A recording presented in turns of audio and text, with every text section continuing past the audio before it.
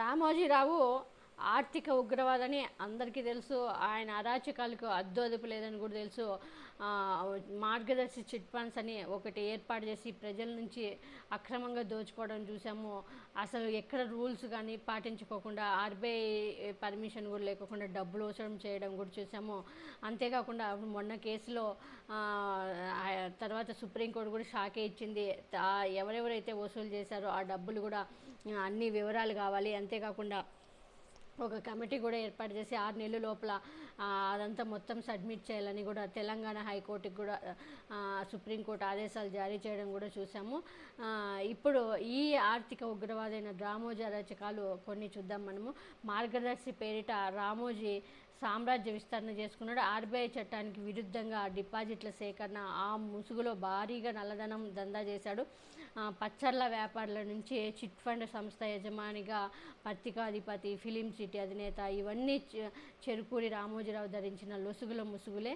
దశాబ్దాలుగా సాగించిన అక్రమ డిపాజిట్లు ఆయన దోపిడీకి రాచబాటైంది. మార్గదర్శి ఫైనాన్షియల్ పేరిట రామోజీ సేకరించిన అక్రమ డిపాజిట్లేనని reserve bank of India, RBI సుప్రీంకోర్టుకు నివేదించడంతో కేసు కీలక మార్పు తిరిగింది. రామోజీరావు ఒక ఆర్థిక నేరస్తుడే అన్నది స్పష్టమైంది. చిట్ ఫండ్స్ బోర్డు ఫైనాన్షియల్ పేరిట భారీగా అక్రమ డిపాజిట్లు చేసింది. 2024 వైఎస్ రాజశేఖర రెడ్డి ప్రభుత్వం ప్రశ్నించే వరకు ది మార్గదర్శి ఫైనాన్షియల్ అనే సంస్థ ఉన్నట్లు కూడా సామాన్యులకు తెలియదు. రాష్ట్రం అంతటా మార్గదర్శి చిట్ ఫండ్ కార్యాలయాలు కనిపించేవి. ఆ కార్యాలయంలోనే గుట్టు చప్పుడు కాకుండా మార్గదర్శి ఫైనాన్షియల్ పేరిట మరో కంపెనీ ఆర్థిక కార్యకలాపాలు సాగించినందుకే విషయం బయట ప్రపంచానికి తెలియదు. సాగిస్తున్నారనే విషయం కూడా ప్రపంచానికి తెలియకుండా అంత సీక్రెట్గా మెయింటైన్ చేశాడు. అలా 1997 నుంచి 2006 వరకు మార్గదర్శి ఫైనాన్షియల్ యథార్చగా అక్రమ కార్యకలాపాలు సాగించింది. ఆర్బీఐ చట్టం 45S ప్రకారం కంపెనీల చట్టం కింద నమోదైన కార్పొరేట్ కంపెనీలు మాత్రమే ప్రజల నుంచి డిపాజిట్ సేకరించాలి. రామోజీరావు తన గ్రూప్ సంస్థలకు హిందూ అవిభాజ్య కుటుంబం HUF కింద నమోదు చేసినట్టుగా పేర్కొన్నారు. HUF కింద నమోదు కంపెనీలు ప్రజల నుంచి డిపాజిట్లు వసూలు చేయకూడదు. 2026లో మార్గదర్శి ఫైనాన్షియల్ అక్రమ డిపాజిట్ల వ్యవహారం వెలుగులోకి వచ్చే నాటికి ఏకంగా 2600 కోట్ల అక్రమ డిపాజిట్లను సేకరించడం విభ్రాంతికర వాస్తవం. మార్గదర్శి ఫైనాన్షియల్పై కేసు న్యాయ వ్యవస్థలో విచారణ ఉండగా మరో 2000 కోట్లు వరకు అక్రమ డిపాజిట్లు సేకరించారని రాష్ట్ర ప్రభుత్వ న్యాయవాది నిరంజన్ రెడ్డి సుప్రీంకోర్టుకు నివేదించడం వలన ప్రాధాన్యం సంతరించుకుంది. లెంపలేసుకొని మార్గదర్శి షట్టర్ క్లోజ్. మార్గదర్శి ఫైనాన్షియల్ అక్రమ డిపాజిట్ల దందా బయటపడడంతో రామోజీరావు కంగు తిన్నారు. నాటి వైఎస్ రాజశేఖర రెడ్డి ప్రభుత్వం మార్గదర్శి ఫైనాన్షియల్ అక్రమాలపై దర్యాప్తు చేసేందుకు అప్పటి ప్రభుత్వ సలహాదారు రంగాచారిని విచారణ అధికారిగా నియమించింది. సిఐడి తరపున న్యాయస్థానంలో కేసులు దాఖలు చేసేందుకు టి కృష్ణంరాజును అధికృత అధికారిగా కూడా నియమించింది. మార్గదర్శి ఫైనాన్షియల్ పేరిట ఏకంగా 2600 కోట్ల అక్రమ డిపాజిట్లు సేకరించినట్టు వీరు గుర్తించారు.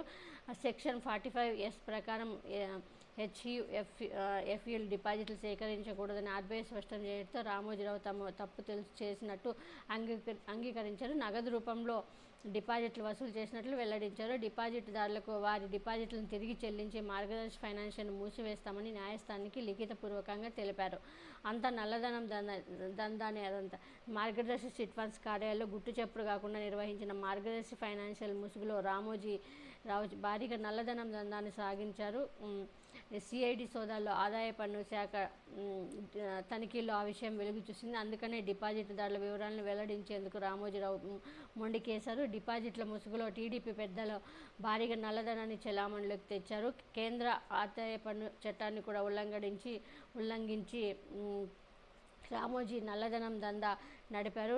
20,000కు మించిన లావాదేవీలు నగదు రూపంలో తీసుకోకూడదని ఆదాయ పన్ను చట్టం సెక్షన్ 269 స్పష్టం చేస్తుంది. మార్గదర్శి ఫైనాన్షియల్లో దాదాపు అన్ని డిపాజిట్లు నగదు రూపంలోనే తీసుకోవడం గమనార్హం. నగదు రూపంలో డిపాజిట్ సేకరించి తమ సిబ్బంది ద్వారా demand draft, DD, pay order, పిఓల రూపంలోకి మార్చినట్లు ఆదాయ పన్ను శాఖ అధికారుల తనిఖీలో బయటపడింది. డిపాజిట్ చేసిన మొత్తాలను 50,000 కంటే తక్కువ మొత్తాలుగా విభజించి మరీ డీడీలు, పిఏలుగా మార్చారు. పీఓలుగా మార్చారు, అంటే పే ఆర్డర్లుగా మార్చారు. మార్గదర్శి ఫైనాన్షియల్ రసీదు రూపంలో సేకరించిన డిపాజిట్ల పత్రాలను పరిశీలిస్తే అదంతా నల్లధనం భాగవతమని స్పష్టమవుతుంది. డిపాజిట్దారుల పాన్ నెంబర్లు, పూర్తి చిరునామాలు కూడా లేకుండానే డిపాజిట్లు సేకరించడం గమనార్హం. రామోజీరావు 2008లో సమర్పించిన అఫిడవిట్లో 1864 కోట్ల డిపాజిట్దారులకు చెల్లించేశామని మిగిలిన దాదాపు 750 కోట్ల డిపాజిట్లు ఏమయ్యాయనే విషయంపై మౌనం వహించారు. గుట్టు చప్పుడు కాకుండా రికార్డుల నుంచి తొలగించిన ఆ డబ్బంతా రామోజీరావు అత్యంత సన్నిహితుడైన టీడీపీ పెద్దలు ఆయన గ్యాంగ్వేనని తెలుస్తోంది అంటూ కూడా తెలిసి వాళ్ళ గ్యాంగ్వే అని బయటపడినట్లుగా తెలుస్తుంది. మరి చూడాలి, ఇంత ఆర్థిక ఉగ్రవాది అయిన మరి రామోజీరావు అరాచకాలు మరి ఇలాగే కొనసాగుతాయా, లేకుంటే దీనికి ఒక అడ్డుకట్ట పడుతుందా లేదా అని.